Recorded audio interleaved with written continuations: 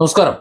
സഖാവ് പിണറായി വിജയനെ നമ്മൾ വിമർശിച്ചു, മുഖ്യമന്ത്രി എന്ന നിലയിൽ വിമർശിച്ചു. ഇപ്പോ മറ്റൊരു അവസരത്തിൽ വി ഡി സതീശനെ വിമർശിക്കുന്നു.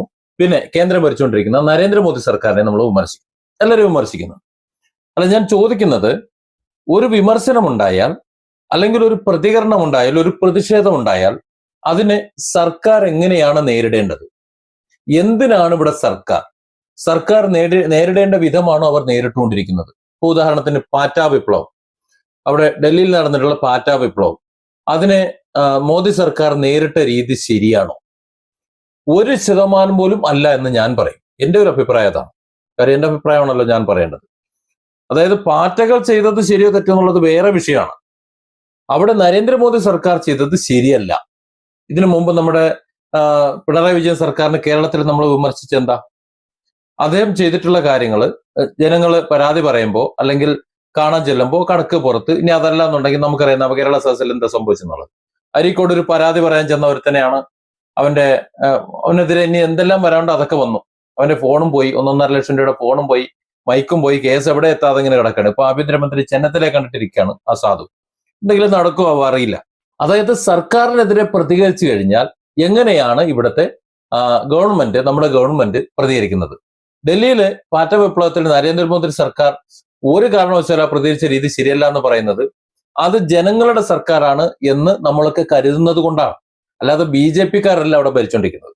ഇന്ത്യ എന്ന ജനാധിപത്യ രാജ്യത്ത് 140 കോടി ജനങ്ങൾക്ക്, 145 കോടി ജനങ്ങൾക്ക് ഇവിടെ അവരുടെ ജീവനും ജീവിതവും സുരക്ഷ ഒരുക്കിക്കൊണ്ട് ഞങ്ങൾ സംരക്ഷിച്ചോളാം എന്ന് രേഖാമൂലം എഴുതി ഒപ്പിട്ട് കൊടുത്തതിന്റെ അടിസ്ഥാനത്തിൽ ജനങ്ങൾ വോട്ട് ചെയ്ത് വിജയിപ്പിച്ച് അവിടെ കസേരയിൽ കുത്തിയിരുത്തുകയാണ്. അതാണ് ചെയ്യേണ്ടത്.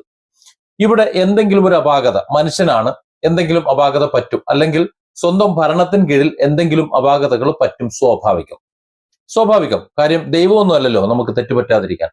അത് മനുഷ്യന്മാർക്കും പറ്റും. ഈ പറഞ്ഞതുപോലെ ഭരണാധികാരികളാണെങ്കിൽ ആ മനുഷ്യന്മാർക്കും പറ്റും, എല്ലാ മനുഷ്യന്മാർക്കും പറ്റും. അതുപോലെ ഇവിടെ വിദ്യാഭ്യാസ മന്ത്രിയുടെ കീഴിൽ അല്ലെങ്കിൽ അതിന്റെ വകുപ്പിൽ ഒരു തെറ്റുപറ്റി. അങ്ങനെ ഒരു തെറ്റ് പറ്റുമ്പോൾ ആ തെറ്റിനെ പരിഹരിക്കാണ് വേണ്ടത്. എളുപ്പത്തിൽ പരിഹരിക്കാറുന്നല്ലോ, വളരെ എളുപ്പത്തിൽ. ആരോപണ വിധേയരായിട്ടുള്ള ആൾക്കാരെ മുഴുവൻ പൊക്കുക. ചോദ്യപേപ്പർ ചോർന്നിട്ടുണ്ടെങ്കിൽ തന്നെ അധികം ആൾക്കാരിലേക്ക് അത് എത്തില്ല. എത്തുന്നത് ആരൊക്കെയാണെന്ന് അന്വേഷിച്ചു കഴിഞ്ഞാൽ കിട്ടുകയും ചെയ്യും. ആ സംശയമുള്ള ആൾക്കാരുടെ ഫലം തടഞ്ഞു വെച്ചിട്ട് ബാക്കിയുള്ളവരെ പ്രസിദ്ധീകരിക്കുമായിരുന്നല്ലോ. ഇതങ്ങനെ പറയാൻ കാരണം എന്താണെന്ന് വെച്ചാല്, ഇത് ഉറക്കമണച്ച് പഠിച്ച് നല്ല രീതിയിൽ ആ ചോദ്യപേപ്പറിൽ നല്ല രീതിയിൽ മാർക്ക് വാങ്ങിയിട്ടുള്ള, ഒരുപക്ഷെ റാങ്ക് തന്നെ കിട്ടാവുന്ന പിള്ളേരുണ്ടായിരുന്നു. അവർക്ക് തൊട്ടടുത്ത പരീക്ഷയിൽ അതൊന്നും അവർക്ക് അറിയാത്തതായത് കൊണ്ട് തന്നെ ചിലപ്പോൾ ഫെയിലായി പോയിട്ടുണ്ടാവും. അപ്പോൾ അവർക്ക് വലിയ പ്രശ്നമാണ്. നീതിയുക്തമല്ല രണ്ടാമതൊരു പരീക്ഷ നടത്താന്ന് പറയുന്നത്. അപ്പൊ ആദ്യത്തെ പരീക്ഷയിൽ ആർക്കൊക്കെയാണോ എവിടെയൊക്കെയാണോ അപാകത പറ്റിയിട്ടുള്ളത് ആ അപാകതയായിരുന്നു ആദ്യം തിരുത്തേണ്ടത്. അത് തിരുത്തിയില്ല. രണ്ടാമത്തെ വിഷയം എന്ന് പറഞ്ഞാൽ, അത്തരത്തിലൊരു തെറ്റ് സംഭവിച്ചപ്പോ ആ തെറ്റിനെതിരെ പ്രതികരിച്ചതിനെ മാന്യമായി ഉൾക്കൊണ്ടില്ല. എപ്പോഴും വിദ്യാർത്ഥികൾ അല്ലെങ്കിൽ ആരായാലും ജനങ്ങൾ എന്തായാലും ഗവൺമെന്റിന്റെ ഭാഗത്തു നിന്ന് ഒരു വീഴ്ച വരുമ്പോൾ അത് ചൂണ്ടിക്കാട്ടും. അത് ചൂണ്ടിക്കാട്ടുന്നതിനെയാണ് പ്രതിഷേധം എന്ന് പറയുന്നത്. അത് ഗവൺമെന്റ് മര്യാദയ്ക്ക് കേൾക്കുകയാണെന്നുണ്ടെങ്കിൽ, നിങ്ങൾ വരൂ നമുക്ക് സംസാരിക്കാം, എന്താണ് വിഷയം എന്ന് ചോദിച്ചുകൊണ്ട് വിളിച്ചിരുത്തി കാര്യങ്ങൾ ചോദിച്ചു മനസ്സിലാക്കിയിട്ട് ഒരു സർക്കാർ എന്ന നിലയിൽ മര്യാദയ്ക്ക് അത് പരിഹരിച്ചു വിടുകയാണെങ്കിൽ ഒരു സമരം ഉണ്ടാവൂല, ഇവിടെ ഒരു തേങ്ങാപ്പിണ്ണാക്കം ഉണ്ടാവൂ, ഒരു പ്രക്ഷോഭം ഉണ്ടാവില്ല. സർക്കാർ ധിക്കാരപൂർവ്വം പെരുമാറുമ്പോഴാണ് ഇവിടെ സമരവും വലിയ ബഹളവും ഒക്കെ ഉണ്ടാകുന്നത്. അല്ലാതെ ഇപ്പോ ഞാൻ പറയട്ടെ, ഇപ്പൊ കോക്രോച്ച് ജനതാ പാർട്ടി എന്ന് പറയുന്ന ആ ഒരു കൂട്ടായ്മ, അവരുടെ ആവശ്യം എന്തായിരുന്നു? അവർ പറയുന്നത് ഈ നീറ്റ് പരീക്ഷയായിട്ട് ബന്ധപ്പെട്ടുള്ള ക്രമക്കേടുണ്ട്, ആ ക്രമക്കേടിന് ഉത്തരവാദിത്തപ്പെട്ടവരെ നടപടിയെടുക്കണം, ആ മന്ത്രി രാജിവെച്ച് പോകണം. അത് നിർബന്ധമാണ്. ഇപ്പൊ ചെയ്ത പണി ആദ്യം അങ്ങ് ചെയ്തിരുന്നെങ്കിൽ, എന്നിട്ട് ആരാന്ന് വെച്ച് കഴിഞ്ഞാൽ നടപടിയും എടുത്തിരുന്നെങ്കിൽ ഈ തലതല്ലി പൊളിക്കലും ഇനി വരാൻ പോകുന്ന കള്ളക്കേസുകളും ഇതൊക്കെ ഉണ്ടാവില്ല. അപ്പോ ഒരു ഗവൺമെന്റിന്റെ ഭാഗത്തു നിന്ന് ഒരു വീഴ്ച ഉണ്ടായാൽ ആ വീഴ്ച പരിഹരിക്കാൻ, എന്താണ് ഞങ്ങളുടെ ഭാഗത്തു നിന്ന് വീഴ്ച, നിങ്ങൾ ചൂണ്ടിക്കാണിക്കുമെന്ന് വിളിച്ചിരുത്തി അത് ചോദിച്ച് അത് മനസ്സിലാക്കി തിരുത്തേണ്ടതാണെന്നുണ്ടെങ്കിൽ തിരുത്തി, ഇനി അതല്ല ഈ വന്നവന്റെ തെറ്റിദ്ധാരണയാണെന്നുണ്ടെങ്കിൽ അവന് കാര്യങ്ങൾ മനസ്സിലാക്കി പറഞ്ഞു കൊടുക്കേണ്ട മാന്യതയും പാകതയും പക്വതയും ഉള്ളവരായിരിക്കണം ഇവിടുത്തെ ഭരണകർത്താക്കൾ എന്നാണ് എനിക്ക് പറയാനുള്ളത്. അതാണ് എനിക്ക് പറയാനുള്ളത്. ഇവിടെ കേന്ദ്ര ഗവൺമെന്റ് അങ്ങനെയല്ല ചെയ്തത്. അതുപോലെ ഇനി വരും തലമുറ, ഈ പ്രധാനമന്ത്രി നരേന്ദ്രമോദി ആയാലും അമിത്ഷാ ആയി കഴിഞ്ഞാലും ഇനി മറ്റ് ആര് തന്നെയായാലും, ഏത് മന്ത്രി ആയി കഴിഞ്ഞാലും ഏത് ഉദ്യോഗസ്ഥനായാലും ആരായാലും, അവര് മുട്ടേനെ മുളച്ചു കഴിഞ്ഞപ്പോ ഇത്രയും പ്രായമൊന്നും ഇല്ലല്ലോ. ഏതോ ഒരു മാതാവ് പിതാവ് അവര് ജന്മം കൊടുത്ത് അത് വളർന്ന് വലുതായി പഠിച്ച് വളർന്ന് വലുതായി രാഷ്ട്രീയത്തിലൂടെ പിച്ച വെച്ച് ഈ ഒരു അവസ്ഥയിൽ എത്തിയതല്ലേ. അതായത് ഈ കുട്ടികളുടെ ഈ സമരം നടത്തിയ യുവാക്കളുടെ പ്രായം കടന്നിട്ടാണ് ഇവിടെ എത്തിയത്. ഇവരുടെ യുവാക്കളുടെ പ്രായത്തിൽ ഇവർ അതിലേറെ ഒരുപക്ഷെ ത്യാഗങ്ങൾ ചെയ്തിട്ടുണ്ടാകും. കാരണം അന്ന് ഇന്ത്യയുടെ അവസ്ഥ എന്ന് പറഞ്ഞാൽ ഒന്നും കൂടെ പിന്നോട്ടാണ്. ഇപ്പൊ ഒരല്പം വളർച്ചയുണ്ടല്ലോ. അപ്പൊ ആ പിന്നോക്ക അവസ്ഥയിൽ ഒരുപാട് ത്യാഗങ്ങൾ അല്ലെങ്കിൽ ഒരുപാട് അടി അവരും കൊണ്ടിട്ടുണ്ടാവും. അപ്പൊ അതുകൊണ്ട് തന്നെ ആ ഒരു അവസ്ഥ, യുവാവിന്റെ ഒരു അവസ്ഥ എന്ന് പറഞ്ഞാൽ ഇവർ മനസ്സിലാക്കേണ്ടതാണ് യുവാക്കളുടെ. അതുകൊണ്ട് യുവാക്കളാണ് അടുത്ത ഒരു ഭരണകൂടം എന്ന് പറയുന്നത് ഇവിടുത്തെ. അല്ലാതെ കാലാകാലം ഇവിടെ നരേന്ദ്രമോദി സർക്കാർ ഭരിക്കുമെന്നോ അല്ലെങ്കിൽ അമിത്ഷാ ഭരിക്കുമെന്നോ ഇവിടെ നിന്ന് പറയാൻ പറ്റുമോ? പറ്റില്ല. അവർക്കൊക്കെ ഒരു കാലം കഴിയുമ്പോൾ പോകും. ഇന്ദിരാഗാന്ധി ഇവിടെ പോയി, ജവഹർലാൽ നെഹ്റു ഇവിടെ പോയി, വാജ്പേയി ഇവിടെ പോയി. അവരൊന്നും ഇവിടെ ഇല്ലല്ലോ. എല്ലാവരും പോയില്ലേ? അതുപോലെ നമ്മളെല്ലാവരും പോകും. അപ്പൊ പോകുമ്പോൾ യുവാക്കൾ ഇവിടെ ഉണ്ടാവും. ആ യുവാക്കൾ ഇവിടെ ഇന്ത്യ ഭരിക്കണം. അതുകൊണ്ട് ആ യുവാക്കളുടെ വാക്ക്, ആ യുവാക്കളുടെ ലക്ഷ്യം, നാളത്തെ ഇന്ത്യ എന്തായിരിക്കണം, എങ്ങനെയായിരിക്കണം, അത് വിദ്യാഭ്യാസ മേഖലയായാലും ഏത് മേഖലയായാലും നാളെ അത് എങ്ങനെയായിരിക്കണമെന്ന് അവർക്ക് ചില കാഴ്ചപ്പാടുണ്ട്. ആ കാഴ്ചപ്പാടുകളോട് ചേർത്ത് വേണം ഇവിടെ ഇന്നുള്ളവർ ഇന്ത്യ ഭരിക്കാൻ. അല്ലാന്നുണ്ടെങ്കിൽ അതിനെ താന്തോന്നിത്തരം എന്നാണ് അതിനെ പറയുക, തന്നിഷ്ടം എന്നാണ് അതിനെ പറയുക. ഞങ്ങൾ കുറെ കാര്യങ്ങൾ നടത്തി വെക്കും, ഞങ്ങൾ തോന്നിയതുപോലെ കുറെ കാര്യങ്ങൾ ചെയ്യും, നിങ്ങൾക്ക് വേണമെങ്കിൽ അത് അനുസരിച്ചോണം, അല്ലെങ്കിൽ വേണമെങ്കിൽ നിങ്ങൾ അത് അനുഭവിച്ചോണം എന്ന് പറയുന്നത് ധാർഷ്ട്യമാണ്. അതിനെ ഭരണമെന്ന് പറയാൻ പറ്റൂല. അപ്പൊ യുവാക്കളോട് ചോദിക്കാം, ഞങ്ങൾ എന്താണ് നിങ്ങൾക്ക് ചെയ്തു തരേണ്ടത്, ഞങ്ങളിൽ നിന്ന് നിങ്ങൾ എന്താണ് പ്രതീക്ഷിക്കുന്നത്? ഈ ചോദ്യം ഏതെങ്കിലും ഒരു സർക്കാർ ചോദിച്ചിട്ടുണ്ടോ? ഇത് ചോദിക്കണ്ടേ? അപ്പൊ യുവാക്കളോട് ചോദിക്കാം, നിങ്ങൾ സമരമൊക്കെ നടത്തി വെറുതെ പ്രശ്നങ്ങളൊന്നും ഉണ്ടാക്കണ്ട, ആളെ കൂട്ടണ്ട, ഒന്നും വേണ്ട, നമുക്ക് നോക്കാം, നമ്മുടെ ഭാഗത്ത് വീഴ്ചയുണ്ടെങ്കിൽ നമുക്ക് തിരുത്താം. എത്ര മനോഹരമായിട്ട് ആ ഭരണം മുന്നോട്ട് പോയനെ. ഇപ്പൊ എന്താ സംഭവിക്കുന്നത്? ഇപ്പൊ യുവാക്കൾ, ഇന്ത്യയിലെ യുവാക്കളെ വെറും ഒരു ശത്രുക്കളെ പോലെ, ശത്രു രാജ്യത്തെ ഭീകരവാദികളെ പോലെയാണ് നമ്മുടെ സർക്കാർ കാണുന്നത്. അവർ പറഞ്ഞ കാര്യം ന്യായമല്ലേ? ഇവിടുത്തെ വിദ്യാഭ്യാസ മേഖല, അവർ പഠിച്ചുകൊണ്ടിരിക്കുന്ന മേഖല, അവരുടെ മക്കളുടെ മേഖലയൊക്കെ സുരക്ഷിതമായി പോണം. അതായത് വിദേശത്തേക്കുള്ള ഒഴുക്ക് തടയണം, ഇവിടെ എല്ലാ സൗകര്യങ്ങളും വേണം, അഴിമതി നിൽക്കണം, അഴിമതി പാടില്ല, തുടച്ചു നീക്കണം. ആരെങ്കിലും അത്തരത്തിൽ അഴിമതിയോ പക്ഷപാതമോ എന്തെങ്കിലും കാണിച്ചാൽ അവർ ശിക്ഷിക്കപ്പെടണം. ഇത് പറഞ്ഞതിനാണ് അവരെ വളഞ്ഞു കെട്ടി അടിച്ച് തലയടിച്ച് പൊട്ടിച്ച് ഇപ്പൊ എന്തേ അവർക്കെതിരെ കള്ളക്കേസുകൾ എടുക്കാൻ നടക്കുന്നത്. നാണമില്ലേ എന്നാണ് എനിക്ക് ചോദിക്കാനുള്ളത്. ഒരു സർക്കാർ ഇങ്ങനെയല്ല ചെയ്യേണ്ടത്. സർക്കാർ ഇതല്ല ചെയ്യേണ്ടത്.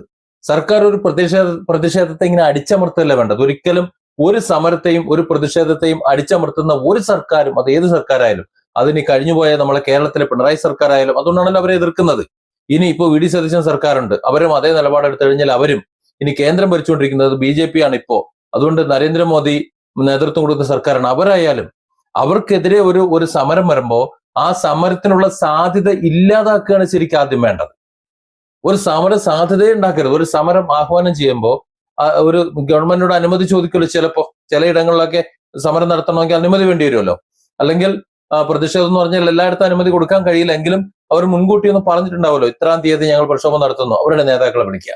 കള്ളക്കേസ് എടുക്കാൻ അവർ തലതിൽ വിളിക്കാനും അല്ല, അവർ വിളിക്കുക, സമരമൊക്കെ നടത്താം, എന്താണ് നിങ്ങൾക്ക് വേണ്ടത്, നമുക്ക് സംസാരിക്കാം, ഈ രാജ്യത്തെ അരാജകത്വത്തേക്ക് പോണ്ട, മറ്റുള്ളവരൊക്കെ കാണുന്നുണ്ട്, ലോകം കണ്ടുകൊണ്ടിരിക്കുന്നുണ്ട്, നാണക്കേടാണ് നമുക്ക് ആ പ്രശ്നം അങ്ങ് തീർക്കാം, എന്താണ് നിങ്ങൾ ഉദ്ദേശിക്കുന്നത്, എന്താണ്?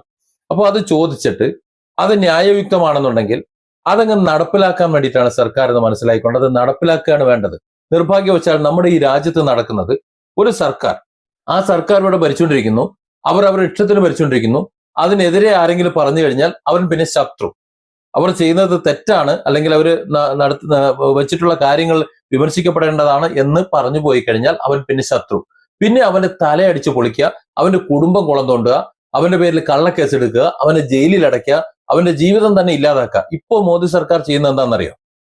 ഈ പാറ്റ സമരത്തിൽ പങ്കെടുത്തത് മുഴുവൻ വിദ്യാർത്ഥികളാണ്. നാളത്തെ തലമുറ, നാളെ ഇന്ത്യയെ നയിക്കേണ്ടവരാണ്. അവർക്ക് ഒരാവശ്യത്തിന് പാസ്പോർട്ട് എടുക്കാനും പറ്റരുത്, വിദേശത്തേക്ക് പോകാനും പറ്റരുത്, അവരുടെ ജീവിതം മുഴുവൻ തൊലഞ്ഞ് കുത്തുവാളെടുത്തു പോകണം. അതിനുള്ള പണിയപ്പെടുത്തോണ്ടിരിക്കുന്നത്. അതായത് നമുക്ക് അധികാരം വേണം, നമ്മുടെ അധികാരത്തിൽ ഒരാൾ ചോദ്യം ചെയ്യാൻ പാടില്ല.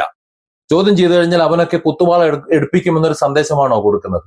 ആ സന്ദേശമാണോ നമ്മൾ കൊടുക്കേണ്ടത്? അല്ല എന്നാണ് എനിക്ക് തോന്നുന്നത്. എന്റെ ഒരു തോന്നലാണ്. ഈ സർക്കാർ ആയതുകൊണ്ടാണ് ഈ സർക്കാരിനെ വിമർശിക്കുന്നത്. മറ്റേത് സർക്കാരായാലും ഇത് തന്നെയാണ് വിമർശിക്കാനുള്ളത്. നമുക്കിപ്പോ നരേന്ദ്രമോദി സർക്കാരിനോട് പ്രത്യേകിച്ച് വിദ്വേഷമോ മറ്റു കാര്യങ്ങളൊന്നുമില്ല. കാരണം ഒരുപാട് വികസന പ്രവർത്തനങ്ങൾ നടത്തുന്നുണ്ട്.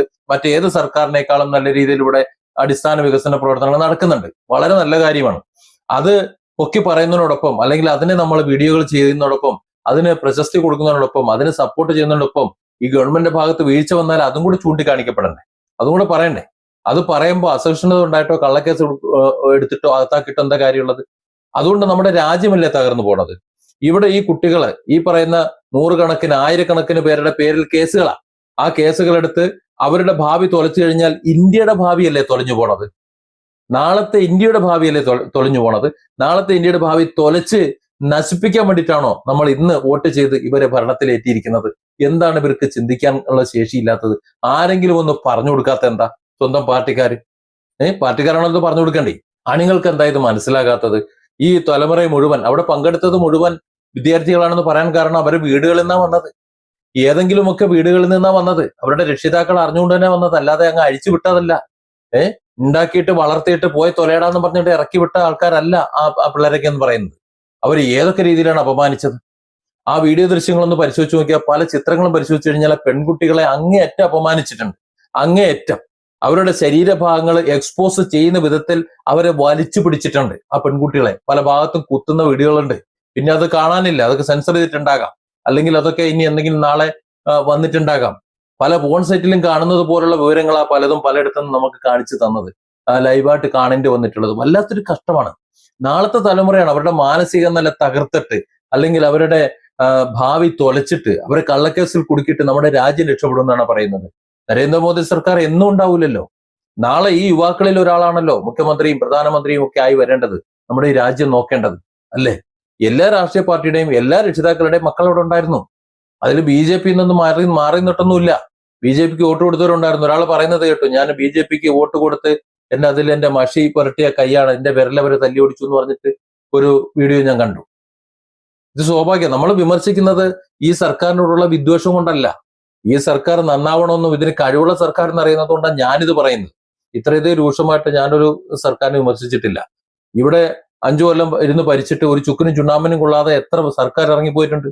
അതുപോലെയല്ലോ ഇപ്പൊ എന്റെ വീടിന്റെ 2 കിലോമീറ്റർ അപ്പുറത്തൂടെയാണ് NH66 കടന്നു പോണത്. വേറെ ഒരു സർക്കാരും വന്നിട്ട് ഇത് ഇതുവരെ തോന്നിയിട്ടില്ല. കുറെ കൊല്ലമായിട്ടില്ല NH66 പണിയെടുക്കും തോന്നിയിട്ട്. ഈ മോദി സർക്കാർ വന്നപ്പോൾ തന്നെ അതുണ്ടായത്. നമുക്കതിൽ വളരെ സന്തോഷമുണ്ടെന്നേ. എന്റെ തൊട്ടടുത്തുള്ള സ്റ്റേഷൻ, പരപ്പനങ്ങാടി സ്റ്റേഷൻ, ഇപ്പൊ റെയിൽവേ സ്റ്റേഷൻ ഇപ്പൊ പോയി നോക്കിക്കഴിഞ്ഞാൽ പറയാൻ പറ്റൂല, അമ്മാതിരി നല്ല റെയിൽവേ സ്റ്റേഷനെ വന്നേക്കാണ്. കോഴിക്കോടിന്റെ പണിയത് വേറെ കോലത്തിൽ നടക്കുന്നത്, തിരൂരിന്റെ കോലത്തിൽ വേറെ കോലത്തിൽ നടക്കുന്നത്. അപ്പൊ ഇതൊക്കെ വന്നത് വികസനമാണ്. നമ്മളത് അംഗീകരിക്കുന്നുണ്ട്. കാര്യം ഒരു ഭരണകർത്താവ് എന്ന നിലയിൽ ആ ഭാഗം അടിസ്ഥാന വികസന കാര്യങ്ങൾ നന്നായിട്ട് നടക്കുമ്പോഴും പൗരന്മാർ പറയുന്നത് കൂടി കേൾക്കണം. അവർ കൂടി പറയുന്നത് കേട്ട് അവരുടെ ആഗ്രഹങ്ങൾ കൂടി നിന്ന്, അവരുടേത് കൂടിയാണ് ഇന്ത്യ, അവരുടെ ആഗ്രഹങ്ങൾ കൂടി നമ്മൾ ചെയ്തു കൊടുക്കേണ്ടതാണ് എന്ന് ചിന്തിക്കുമ്പോഴാണ് ഒരു ഭരണാധികാരിയാകുന്നത്. അല്ലാതെ നമ്മുടെ ധാർഷ്ട്യം മറ്റുള്ളവരുടെ മുന്നിൽ അടിച്ചേൽപ്പിക്കുമ്പോഴല്ല. അങ്ങനെ കരുതുന്നുണ്ടെങ്കിൽ അതിനെ ഭരണാധികാരി എന്ന് വിളിക്കാൻ പറ്റൂല. ഏതായാലും ആ യുവാക്കളുടെ പേരിൽ എടുക്കുന്ന കള്ളക്കേസുകൾ, ആ യുവതി-യുവാക്കൾ, ആ വിദ്യാർത്ഥികൾ, അവരുടെ പേരിൽ എടുക്കുന്ന കള്ളക്കേസുകൾ, അവർക്ക് അവരുടെ ഭാവി തുലയ്ക്കുന്ന നടപടികൾ, ഇത് നിർത്തിവെച്ചില്ല എന്നുണ്ടെങ്കിൽ സമീപ ഭാവിയിൽ തന്നെ നമ്മുടെ ഇന്ത്യ വളരെ വലിയ ആപത്തിലേക്കായിരിക്കും ചെല്ലുക. അത് ആരെങ്കിലും ബന്ധപ്പെട്ടവർ ആ സർക്കാരിനൊന്ന് പറഞ്ഞു കൊടുക്കണം. ഒരുപക്ഷെ അവർ ചിന്തിക്കുന്നുണ്ടാവില്ല. അവർ ഇന്നത്തെ അവരുടെ രാഷ്ട്രീയ നിലനിൽപ്പ് മാത്രമേ നോക്കുന്നുണ്ടാവും. പക്ഷെ ആ നിലനിൽപ്പ് ഇതുപോലെ മറ്റുള്ളവരുടെ തലതൊല്ലി പൊളിച്ചും അവരുടെ ഭാവി തൊളിച്ചുമല്ല, അവരുമായി ചേർന്ന് നിന്നുകൊണ്ട് അവരുടെ പ്രശ്നം രമ്യമായി പരിഹരിച്ചു കൊടുത്ത് അവർ പറയുന്നത് കേട്ടുകൊണ്ടും അത് പരിഹരിക്കാൻ പറ്റും, ഇല്ലേ? നിഷേധിച്ചവർ തലതല്ലി പൊളിക്കുന്നതിനേക്കാളും നല്ലത് നിങ്ങൾ പറയൂ, ഞങ്ങൾ കേൾക്കാം, എന്നിട്ട് നമുക്ക് ചെയ്യാൻ പറ്റുന്നത് ചെയ്യാം എന്ന് പറയുന്നതല്ലേ? തെറ്റ് ചെയ്തിട്ടുണ്ടെങ്കിൽ, തെറ്റ് സംഭവിച്ചിട്ടുണ്ടെങ്കിൽ തിരുത്തുന്നതല്ലേ? അതിനെയല്ലേ ജനാധിപത്യം എന്ന് പറയുന്നത്? അതിനെയല്ലേ നമ്മൾ ഒരുമ എന്ന് പറയുന്നത്? അതിനെയല്ലേ പൗരബോധം എന്നും രാഷ്ട്രബോധം എന്ന് പറയുന്നത്?